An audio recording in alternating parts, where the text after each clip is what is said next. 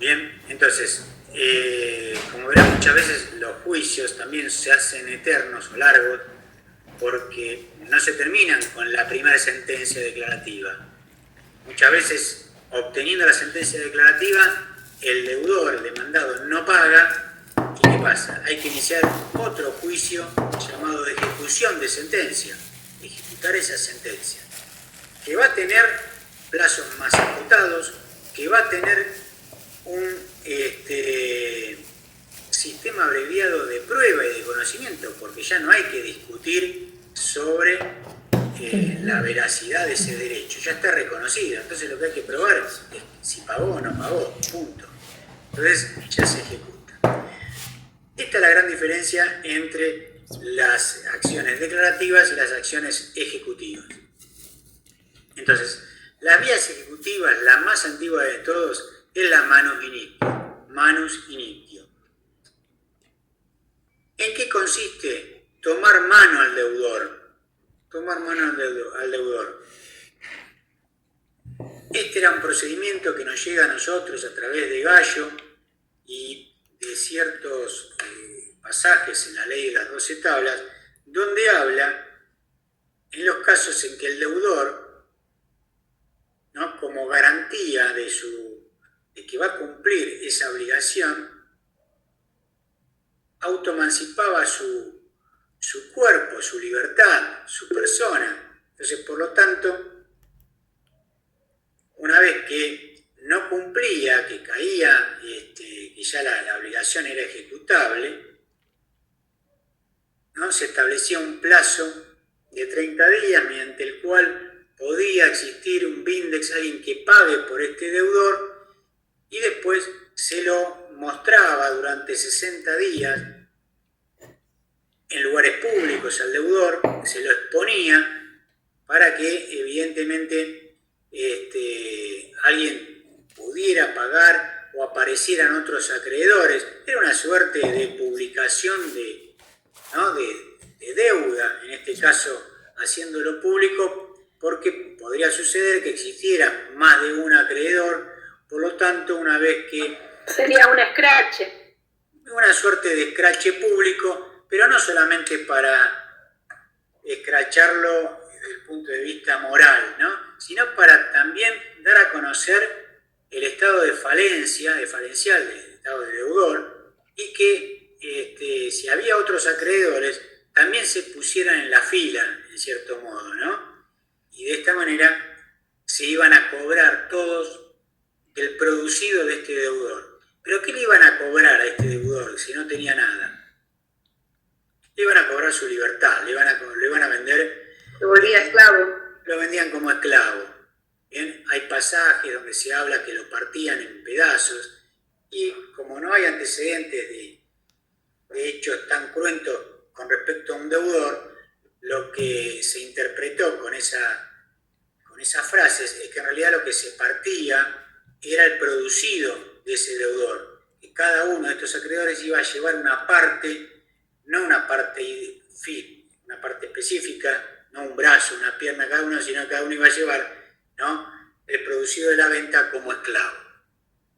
Por lo tanto, esta era la acción ejecutiva por excelencia en la época más primitiva de la Roma antigua.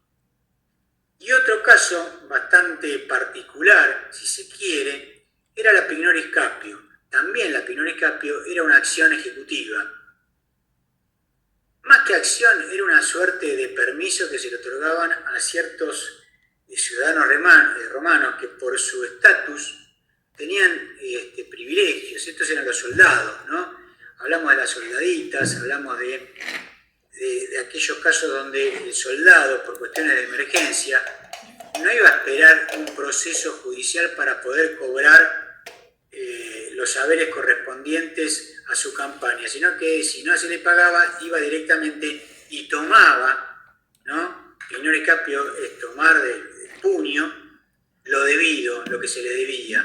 Bien, por lo tanto es una acción, es hacerse un poco justicia por mano propia, si se quiere.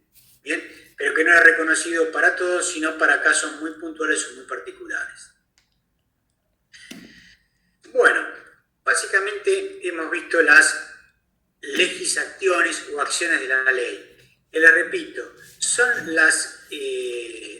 es el sistema procesal más antiguo que existió en la época monárquica y hacia comienzos de la época republicana. Por eso se menciona al pretor como el encargado de llevar adelante o participar en estas acciones como el sacramento, la iudicio super arbitrio postulatio o la conditio. Bien, y evidentemente la más antigua de todas pareciera ser que la manus initio, que es la acción ejecutiva, y como verán, además de proceder a la venta de la persona, ¿no?, en cuanto a su libertad, traía como consecuencias adicionales, si se quiere, accesorias, la tacha de la infamia. Evidentemente, aquel deudor que había sido sometido a la manus initio iba a perder, ¿no?, su capacidad para poder realizar negocios jurídicos. Era una suerte de muerte civil, independientemente del resultado que después obtuviera.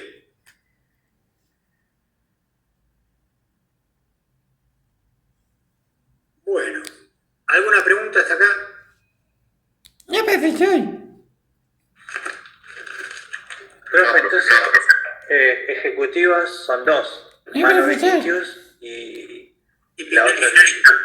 Bien, gracias.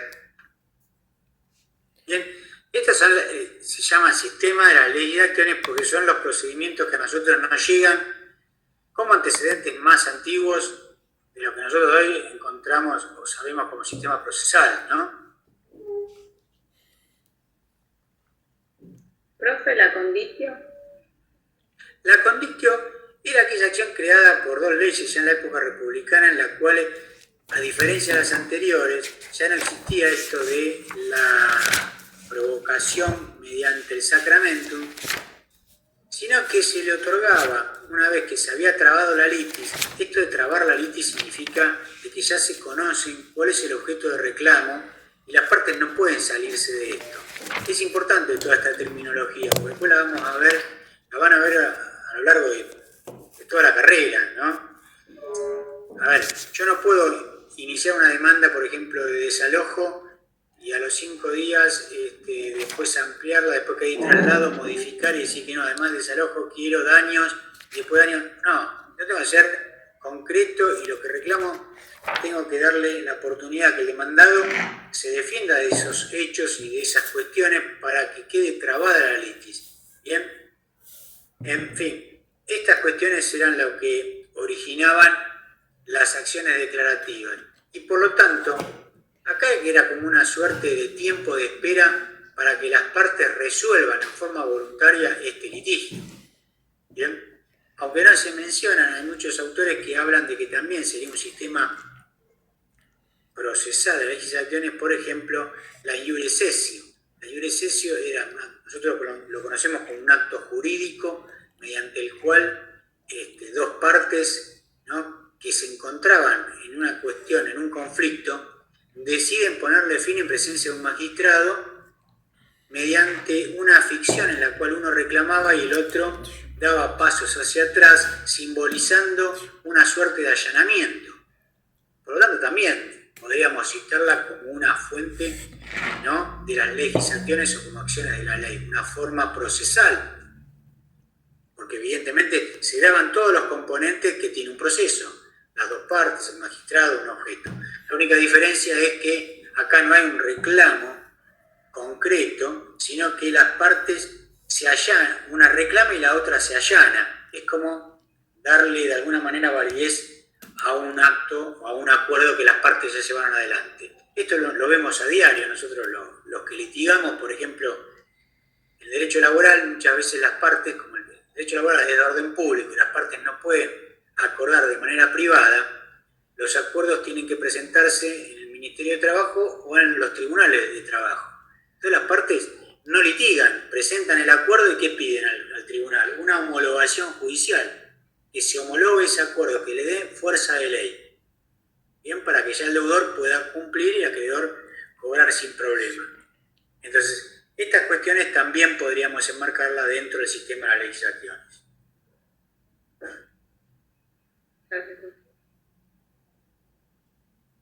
Bien. ¿Alguna otra cuestión?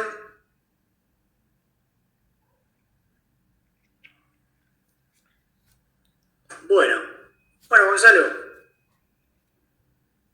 cualquier cosa, bueno, estoy acá para lo que quieran preguntar.